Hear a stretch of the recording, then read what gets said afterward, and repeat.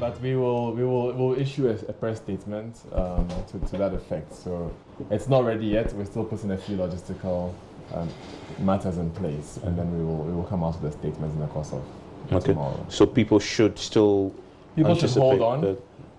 We will give the specific locations where they can actually go to indicate or to give us their validations.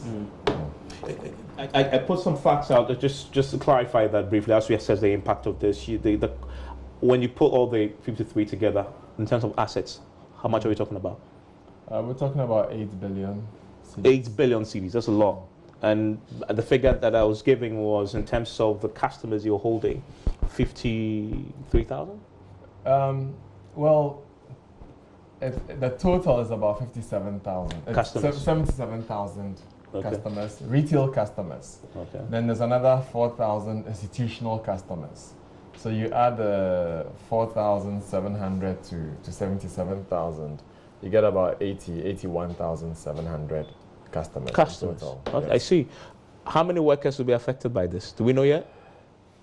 We're still doing the assessment, but if you bear in mind, some of the firms we're dealing with here were no longer operating. So, in a sense, those employees are not necessarily affected because the firms have actually closed operations. Then you have the remaining firms, some of whom have downsized. We had 249 people as licensed representatives. So these are typically your client-facing workers who are trained in investments and in capital markets matters, be known to us. So we looked at those who are known to us, that's the 249, and bearing in mind that people have downsized as the firms went through moments of distress. They also try to downsize their operations, sometimes without notifying us. And one of the observations was that we actually require that a fund manager has at least 3 representatives because people go on leave and you always need backups and stuff like that. So sometimes you'd find some firms having only 2 representatives or only 1 representative, when in our records they have 3. So if we go on our investigation, they tell us, oh, this person has left.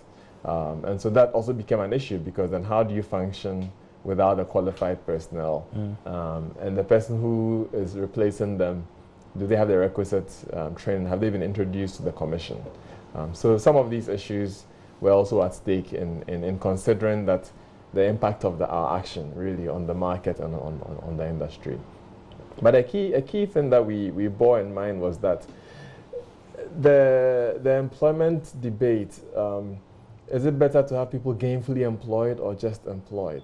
And we consider that protecting investors, if we have a stronger capital market coming out of this action, the capital market creates so much jobs for the lawyers, for the accountants, for the valuers, for the other service providers. So in a sense, taking this action ensures that we have a more resilient marketplace where the players that people interact with are also able to perform their duties with the necessary care and caution. So in a sense, this action also seeks to preserve the space. And all said and done, when we engage, when we get to the liquidation process, they might bring some of these people back into the business because they'll be needed to give insights into how these businesses have worked. So that's a bit on that side.